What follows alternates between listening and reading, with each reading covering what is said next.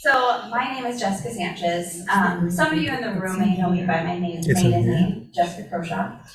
I was born with classic bladder exstrophy, and bladder exstrophy was simply something I've been born with, and not the only thing that defines me. Which one is it? I am a wife, a mother, a sister, daughter, worship leader, administrator, friend, and woman of faith. Yeah. Next slide. All right, so I was born on March 30th, 1990 to Alan and Sherry Croshaw. I was their first child, and as many of you in this room can probably relate to their experience of surprise when a doctor came into the room after my birth holding a textbook saying, "I think this is what your daughter has." That conversation led to an emergency flight here in Seattle to Seattle Children's Hospital. And that's where I met Dr. Michael Mitchell. And I had my initial closure at only hours old.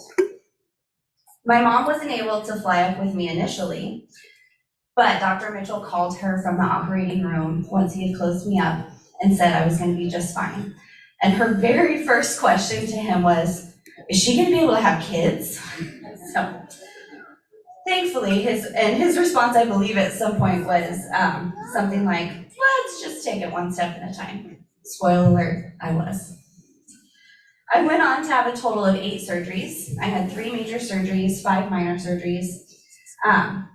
And thanks to the surgeries that Dr. Mitchell performed and the power of prayer, I've always been able to empty my bladder on my own. I've never had to catheterize, and I was able to stretch my bladder to normal size. You gotta love all those Kegels. As I mentioned earlier, I was my parents' first child. They went on to have, that's doing a mind of its own. They went on to have their 2 more boys. I was the only girl with 2 silly little boys in that picture up there. And they didn't have any birth defects. They were completely normal. And growing up, we had what you would call a typical normal childhood. We would play, we'd have fun, we'd go camping, do all sorts of adventures. And I just had to go to the hospital every once in a while and have a couple surgeries and heal. But other than that, life was pretty normal. I was very blessed with a family that always treated me like a normal child and like I was never a burden, and nothing was ever presented that life was any different. Next slide. There we go. Oh. Okay. A huge part of my upbringing was the Northwest Exstrophy Support Group. This was a group, I don't know if it still is around, but when I was young, it was a group of us that would come together once a year for family campouts, and then we'd get together at conferences and do fun activities such as go to the zoo and just really bond with people with exstrophy. My parents joined when I was a year old, and as I grew up, my mom became a huge organizer and lead within the group along with Nurse Ginger Nelson. This support group got together once a year, and it normalized exstrophy for me. It was a place where I could go and see people that had scars just like me, who had been through surgeries, who knows what it's like to wake up in a room full of other crying kids. It was a way to normalize exstrophy for me. It also got me to talk with other girls that had it too, which was huge. We would compare belly buttons and talk about our surgeries and what boys we liked and just fun things year after year. And a lot of those women I still look up to and keep in touch with today. As I grew up, everything was pretty normal. I did dance. In high school, I went to high school dances. I was on the dance team all 4 years. And that is where I began to really start being open about my exstrophy. During elementary school and middle school, I kept it kind of quiet. But once I hit high school, I was like, I don't care. I got some scars. I'll tell you about it. And in 2007, there was a exstrophy conference here in Seattle, and that was the first time that I spoke publicly about my experience with exstrophy. And it's all thanks to that man in the middle, Dr. Michael Mitchell. So I owe it all to God and to him with my story. My parents had the choice of going to Spokane or Seattle Children's when I was born, and their choice, because we had family in Seattle, I truly believe altered my experience with Exstrophy, and I feel very blessed to have worked and been a patient of this man. He is a world changer, and he's been a world changer in urology, and he is still doing incredible teaching and volunteer work even in his retirement. And I believe he's in Wisconsin now. He's pretty incredible. So we have 5. I met my husband, Philip, when I was 17, in my senior year, and we were first married in 2012, or 2012. I always knew I wanted to become a mom, and we welcomed our first child, Adeline, in 2015, and then our second child, Avery, in 2017. I was able to get pregnant easily, and I've heard that's often the case with women with exstrophy due to our vaginal canals often being shorter than a typical woman, so it usually can make it easier to conceive.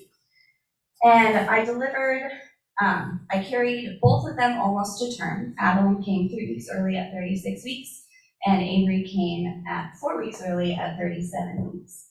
My pregnancies up until that point were very normal. Had good checkups, everything checked out right, and then I chose to deliver via C-section.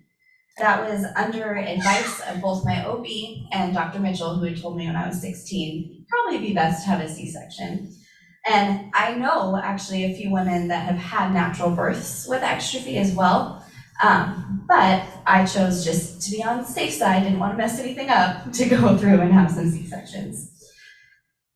I know my mom is super happy to know her "will she be able to have kids" question was answered. Life as a working mom is busy, but I wouldn't have it any other way. I have led worship in multiple churches since I was 14. I enjoy being super extra on the holidays and birthdays. Just ask anyone, I can plan an event like no other. And I treasure every single minute with my family, even those pesky 2 brothers of mine. I began my working career as a teacher, and then eventually became a K-6 instructional coach. And then when Philip and I divorced in a few years ago, I decided to get my master's in educational leadership. I am now a vice principal at a middle school, and I love every second of it. I get to advocate for both students and families.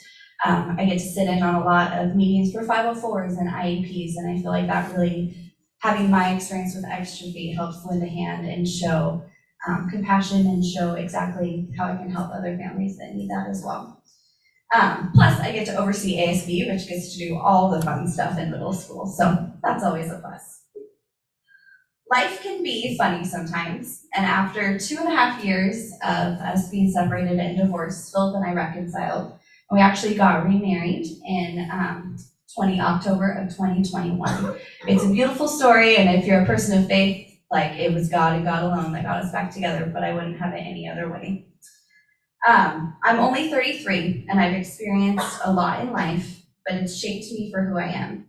My story is unique, sometimes messy, but oh so beautiful. For all you parents here today, BE doesn't define your child. It's something that makes them resilient and creates strong leaders who can make a difference in the next generation to come of exstrophy patients. And if you're here today as an amazing individual with BE, I'm so glad you're here.